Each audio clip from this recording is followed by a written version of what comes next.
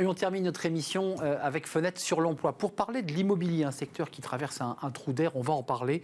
On va parler de l'immobilier et d'une étude passionnante, justement, étude française sur l'impact justement de cet immobilier et tous les métiers qui évidemment, sont contenus dans ce grand secteur. Marc Lermite est avec nous, associé EY, en charge de l'attractivité, de la compétitivité, et vous portez cette étude avec la Fondation Palacio, qui est une étude très intéressante parce qu'en fait, depuis 8 ans, vous expertisez, vous faites une photographie du secteur de l'immobilier. Et ça va de ceux qui construisent, de ceux qui inventent et qui font les plans. C'est un secteur très vaste.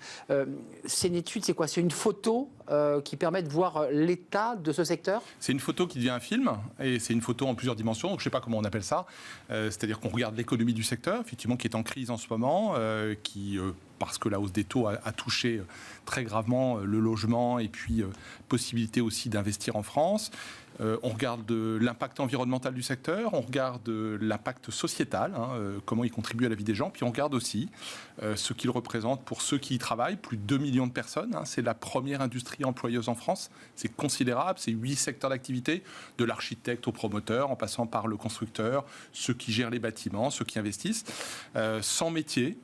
Et c'est d'ailleurs pour éclairer ce métier, pour en montrer l'attractivité pour les jeunes talents, les étudiants. Vous avez interrogé les étudiants aussi, je crois. Oui, à peu près 200 chaque année depuis 8 ans. Donc ça devient effectivement un film, puisqu'en continu, on voit comment, d'abord, ils comprennent un peu mieux ce secteur, qu'ils voyaient auparavant par l'agence immobilière ou les métiers dans le BTP, c'était déjà pas mal, mais aujourd'hui, qu'ils voient la très grande palette des 100 métiers. Sur les 4 secteurs, l'impact social, la parité, c'est un sujet dont on parle ici sur ce plateau, sur tous les secteurs d'activité. Là, dans l'immobilier, ça progresse ou ça progresse pas, la parité? Ça progresse, mais on peut mieux faire. Je pense que vous le dites dans tous les secteurs. 32% des dirigeants du secteur, tous métiers confondus, sont des femmes. Donc il y a un peu plus de femmes dans le monde de la commercialisation, c'est-à-dire les agents immobiliers ou parmi les archis, et puis un peu moins dans le monde de la construction.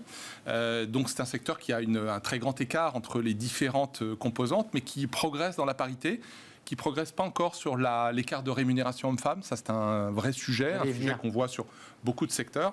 À peu près 20% d'écart, ce qui est inacceptable. Et donc, il y a un plan d'action au niveau individuel dans les entreprises et au niveau des fédérations professionnelles pour travailler, pour améliorer cette situation. L'intérêt de cette étude avec la Fondation Palladio, c'est aussi de donner envie. Elle est observée par les parties prenantes et j'imagine par ceux qui veulent entrer dans la carrière. Comment on réduit les écarts? Pourquoi il y a un tel écart entre les femmes et les hommes dans ce secteur?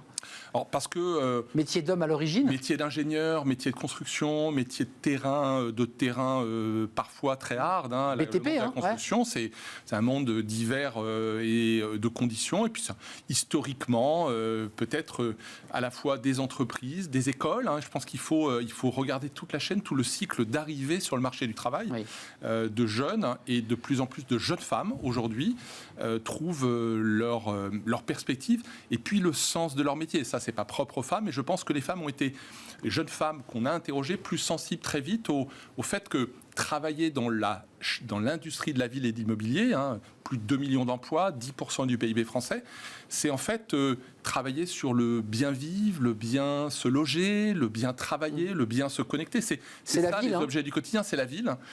C'est pas seulement construire des logements en série, c'est concevoir des nouveaux milieux urbains. Marc Lermite, avant de nous quitter, quand même, l'enjeu et le contexte économique dans lequel nous évoluons n'attire pas ou attire quand même? Parce que c'est compliqué de créer de l'attractivité dans un secteur qui, on l'entend aujourd'hui, tire un peu la langue. Là, il y a 2 indicateurs pour terminer. Le premier, c'est que les jeunes que nous interrogeons, donc 200 jeunes en formation, étudiants dans tous les cycles, nous disent avoir autant envie, même plus envie de travailler dans ce secteur qu'avant. Donc ça, c'est la première réussite de la Fondation Palladio, c'est d'avoir mieux éclairé les métiers. Et puis, il y a un deuxième indicateur de température, c'est que les dirigeants étaient peut-être 72% à dire « j'ai des besoins de recrutement à 3 ans ». Ça baisse un peu, mais ça reste les 2 tiers. C'est-à-dire que ce secteur a un énorme besoin de nouvelles compétences, travailler l'énergie, travailler le réemploi, la construction hors site. Il y a plein de choses, plein d'innovations. Et c'est donc un secteur qui est en stagnation, en crise assez nette, mais qui va avoir besoin dans les 5, les 10 années qui viennent d'énormément de compétences. Oui, secteur qui travaille d'ailleurs sur le moyen terme. Hein. Quand on développe un projet immobilier, on met 10 ans parfois à voir l'aboutissement et de la construction de ce bâti. Étude passionnante, la Fondation Palladio et EY, avec Marc Lermite qui était sur notre plateau, associé chez EY en charge de la compétitivité, de l'attractivité et des études sur le plan mondial. C'était un vrai plaisir de vous accueillir. Allez voir cette étude qui est très vaste. Merci de nous avoir rendu visite. Merci à vous, merci pour votre fidélité. Évidemment, merci à l'équipe technique qui m'accompagnait, Romain à la réalisation, Saïd au son. Merci évidemment à Nicolas Juchat et à Alexis qui faisait aujourd'hui l'accueil invité. Merci à vous, je vous dis à très très bientôt. Bye bye.